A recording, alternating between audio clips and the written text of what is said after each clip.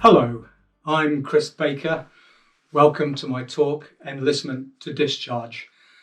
I hope you're going to find it useful in your own family history work. We're going to take about 40 minutes to go through a complex subject, so bear with me. I'm an independent military researcher and historian. If you've heard of me before, it's probably through my website, The Long Trail, which is all about the British Army of the First World War. Gives you heaps of tips about how to go about researching soldiers, as well as lots of technical information about the army, the way it was structured, the history of its units and the battles and so on. Do take a look at it if you haven't already. You will see a link through to my professional research, Business 1418. Please don't hesitate to get in contact with me through that website if you're looking for help. Right, I'm going to take you through the steps of a soldier's military career from the day he turned up to enlist until the day he left the army, with a particular focus on trying to understand how that generated paperwork that's useful for us today. I'm going to highlight out of all of that paperwork that was generated, what still exists and where it is and how you can get at it.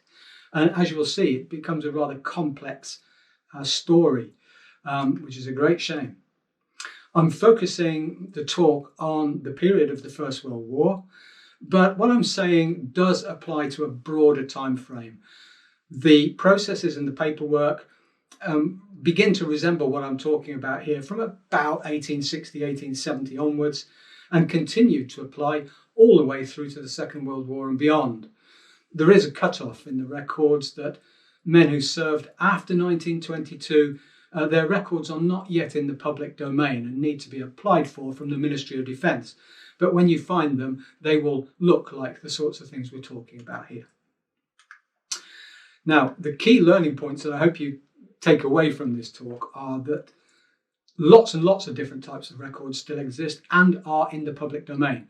Some of them are free, many of them are behind paywalls. The key to understanding a man's career in detail is his service record, and I'll describe what that is. Sadly, many of those were destroyed in a fire after an air raid on London in 1940, which means that in many cases it won't be possible to reconstruct the man's career in that kind of nitty-gritty detail. But from all of the other sources, it's usually possible to put his story back together in a good level of detail, and certainly enough to understand where he was and what he did. The digitisation of records in recent years has been fantastically helpful, except that it's been farmed out to numerous different suppliers, at least 7 that cover the full range on what I'm talking about here. Some of the types of records are available at more than one of them. Many others are only at one. And unfortunately, therefore, to look at a single man, you really need to look at all of these different sources. Inevitably, that takes you to the two big players, Ancestry and its subsidiary Fold 3, and Find My Past. But I'll indicate straight from the beginning here that my friends at the Genealogist I find really useful for unlocking aspects of a man's service that aren't covered by the records in the two big players. And I'll come on to what they are soon. Very helpful for breaking down the brick walls when you get stuck. So let's quickly go through what happens in terms of enlistment. And this applies up to early 1916 and has applied from the 1880s. A man could join the regular army. He would do so and commit to 12 years of service, of which a period will be full-time service and the rest on reserve. For the infantry, for example, it would be 7 years of full-time, 5 on reserve. And he could extend that. He could extend it up to 18 years or even 21 in some circumstances. This begins to be recorded on the paperwork right from day one, when he turns up to a recruitment office and the sergeant in charge starts to ask him detail. Give us your name, where you live, your name of your next of kin, and so forth. That appears on a thing called an attestation form. These forms are often found in men's service records, and I've just clipped the top of one of them here for you to look at. You'll see right at the top, it starts to describe the terms of his engagement. And I've picked out one here that is a regular army engagement. You'll see 12 years, 7 years and 5 years. So right from the beginning, you start to get a clue as to the nature of this man's enlistment. Once he had finished his full-time service, he would go on to reserve. He was in civilian life. He'd just have to go for annual training. There were various classes of reserve. And even once he'd finished that, he could extend his service by going into a thing called Section D reserve for 4 years at a time.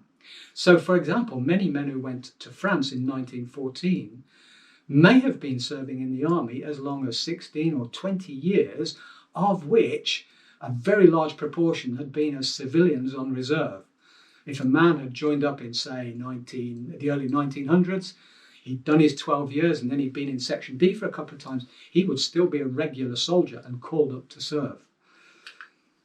An alternative was to join a thing called the Special Reserve, which only existed from 1908. This was a form of part-time service which started with a relatively short period of a few months of full-time training.